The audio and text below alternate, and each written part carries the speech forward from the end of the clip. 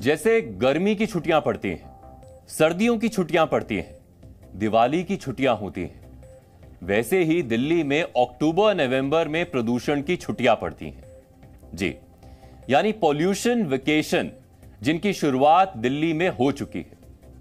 जब देश भर में बच्चे दिवाली वेकेशंस पर होंगे, तब दिल्ली के स्कूलों में बच्चों की पॉल्यूशन वेकेशंस शुरू हो चुकी हैं। सरकारी और प्राइवेट दफ्तरों में 50% स्टाफ के साथ काम करने की सलाह दी गई है।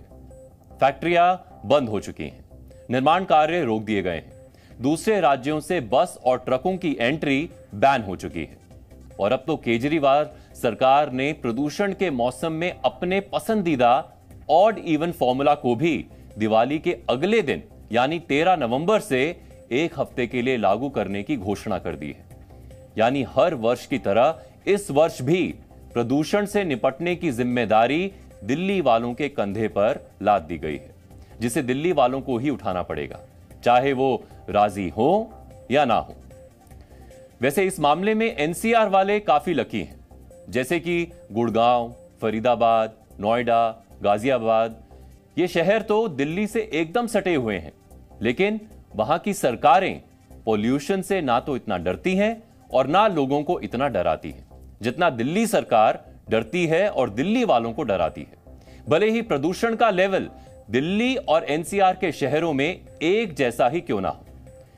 अब जरा दिल्ली एनसीआर का एयर क्वालिटी इंडेक्स चेक कर लेते हैं। सेंट्रल पॉल्यूशन कंट्रोल बोर्ड यानी सीपीसीबी के 24 घंटे के एवरेज एक्यूआई इंडेक्स के मुताबिक आज दिल्ली का ओवरऑल एक्यूआई 421 रहा। ग्रेटर नोएडा में 420, नोएडा में 384, गाजियाबाद में 391 रहा और फरीदाबाद में 412, गुरुग्राम में 373 और सोनीपत में 417 रहा। यानी जिस तरह पंछी, नदियां, पवन के झोंके को कोई सरहद नहीं रोक पाती, उसी तरह वायु प्रदूषण को भी इससे कोई लेना देना नहीं होता कि किस शहर में, किस राज्य में किस पार्टी की सरकार है। लेकिन दिल्ली एनसीआर के अलग अलग शहरों में प्रदूषण से निपटने के उपाय जरूर इस बात पर निर्भर करते हैं कि वहां कौन सी सरकारें हैं। लेकिन हर साल की तरह इस साल भी दिल्ली एनसीआर में सिर्फ वायु प्रदूषण ही नहीं बढ़ा है, बल्कि वायु प्रदूषण पर पोल्यूटेड पॉलिटिक्स का लेवल भी आउट ऑफ कंट्रोल होता जा रहा है।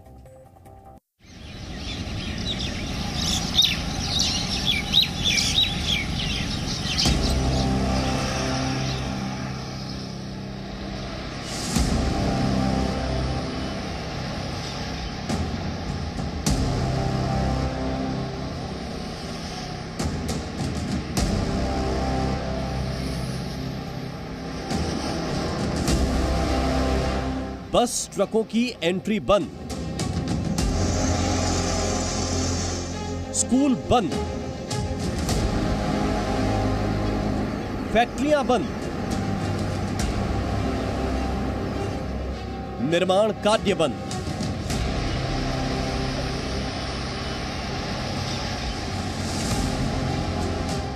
आज की डेट में कोई दिल्ली वालों से पूछे कि और क्या चल रहा है, तो जवाब मिलेगा पॉल्यूशन वाला फॉग चल रहा है। उससे पहले पूरे साल ये लोग घसीटते रहते हैं गाड़ियों को, उससे पहले ये क्यों नहीं करते फोकस इसको कि एमिशन पे कुछ काम किया जाए। कुछ और प्लान्स करने चाहिए इसके बारे में, क्योंकि ऑड इवन से मुझे नहीं लगता कि ऑड इवन ही एक बेनिफिट प्लान है गवर्नमेंट के पास कि अगर हम उसे अप्लाई करें तो वो एप्लीकेबल होगा और बेनिफिट देगा। बॉडी बिल्कुल जो चेस्ट है, चेस्ट में पूरा ये जो देख रहे हो आप कितना कंजक्शन हो रहा है और जितना भी पोल्यूशन है पूरा यहाँ पर जम गया है। प्रदूषण के साथ साथ दिल्ली वालों की हवा भी खराब हो रही है। समझ ही नहीं आ रहा कि आखिर इस दम घोंटू प्रदूषण से कब छुटकारा मिलेगा। क्या स्कूल बंद करने से प्रदूषण खत्म हो जाएगा? क्या सड़कों पर पानी का छिड़काव करने से प्रदूषण कंट्रोल में आ जाएगा? क्या दिवाली पर पटाखों पर बैन लगाना ही प्रदूषण से निपटने का कारगर उपाय है? क्या ऑड इवन स्कीम लागू करना ही प्रदूषण के खिलाफ जंग है? क्या प्रदूषण को जुगाड़ के प्रयासों से हराया जा सकता है? क्या एसी कमरों में बैठकर मीटिंग्स करके प्रदूषण का हल निकल जाएगा?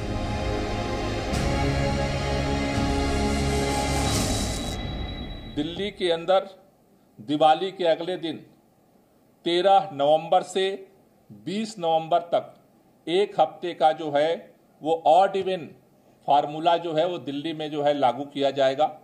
ये 13 दिवाली के अगले दिन 13 नवंबर से शुरू होगा और 20 तारीख तक वो चलेगा। उस एक सप्ताह के ऑड इवन की समीक्षा करके उस समय जो प्रदूषण की स्थिति होगी उसकी समीक्षा करके फिर आगे का निर्णय लिया जाएगा। दिल्ली एनसीआर में प्रदूषण के मौसम में एक और चीज का क्वालिटी इंडेक्स तेजी से गिरता जा रहा है, वो है पॉल्यूटेड पॉलिटिक्स का। जो केजरीवाल सरकार पहले पंजाब हरियाणा में जलने वाली पराली को दिल्ली में प्रदूषण का जिम्मेदार बताती थी, वो अब सिर्फ हरियाणा में जलने वाली पराली को जिम्मेदार बता रही है। दिल्ली सरकार के मंत्री उत्तर प्रदेश, हरियाणा और केंद्र सरकार को दिल्ली में बढ़ते प्रदूषण का मुख्य कारक बता रहे हैं। बगल में हमारे हरियाणा में भाजपा की सरकार है। देश में 53 पोल्यूटेड जिले हैं, उनमें से 20 हरियाणा के हैं, लेकिन कहीं भी भाजपा की सरकार कुछ नहीं बता रही है कि क्या कर रहे हैं। भाजपा के नेताओं ने एक नया फार्मूला ढूंढा है प्रदूषण कम करने का। बयान जारी करते हैं और प्रदूषण कम हो जाता है। अब उनके पास इतना अचूक फार्मूला आ गया है, सुबह सुबह एक बयान जारी कर दो प्रदूषण कम हो जाता है। अब उनको समझ में नहीं आता है कि ऑड इवन केजरीवाल जी क्यों लागू कर रहे हैं, क्यों जो है ग्रेफ 3 लागू कर रहे हैं, क्यों ग्रेफ 4 लग रहे हैं, क्यों गाड़ियों पर प्रतिबंध लग रहा है, क्यों उनके पास तो रामबाण फार्मूला आ गया, बयान जारी कराओ और प्रदूषण घटाओ। अब ये संकट है क्योंकि ये जो प्रदूषण की समस्या है वो दिल्ली की बाउंड्री की नहीं है, पूरे उत्तर भारत की है। वैसे बात गलत नहीं बोल रहे गोपाल राय। क्या प्रदूषण सिर्फ दिल्ली की समस्या है, एनसीआर की नहीं? लेकिन जब पता हो कि कुछ भी कर लो प्रदूषण का कुछ नहीं बिगड़ेगा तो व्यर्थ की चिंता करने की क्या जरूरत है? इस बात का ज्ञान हरियाणा के मुख्यमंत्री मनोहर लाल को है। उन्हें अपनी सरकार की काबिलियत का भी अंदाजा है, इसीलिए प्रदूषण से निपटने का कोई लोड ही नहीं ले रहे। वो कह रहे हैं कि पंजाब में पराली जल रही है, उसका धुआं दिल्ली में जा रहा है। हरियाणा तो गेहूं में घुन की तरह पिस रहा है। ये पोल्यूशन का जो विषय होता है ना, इसकी कोई बाउंड्रीज नहीं होती है। आखिर कहीं भी पराली जलती है, हवा के अंदर इधर से उधर जब हवा के झोंके चलते तो आती है, तो पंजाब का असर हरियाणा पर नहीं आएगा ऐसा थोड़ी है। जब पंजाब का असर दिल्ली में जा सकता है तो हरियाणा तो रास्ते में आता है। इसलिए इसका सामूहिक रूप से मिल बैठ करके कोई ना कोई सोल्यूशन देखने पड़ेंगे। प्रदेश सरकार के नाते हमने पर्याप्त उसके जो उपचार करने के नाते जो मैय्यज उसके लेने चाहिए हमने लिए हैं।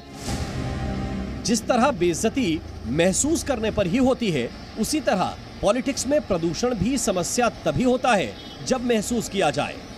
दिल्ली में प्रदूषण समस्या है क्योंकि दिल्ली सरकार को ऐसा महसूस हो रहा है। हरियाणा में प्रदूषण की कोई समस्या नहीं है क्योंकि खट्टर सरकार को ऐसा महसूस नहीं हो रहा है।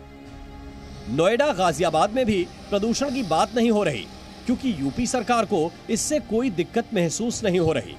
लेकिन प्रदूषण पर पॉलिटिक्स करने की जरूरत सबको महसूस हो रही है, चाहे बीजेपी हो या आम आदमी पार्टी।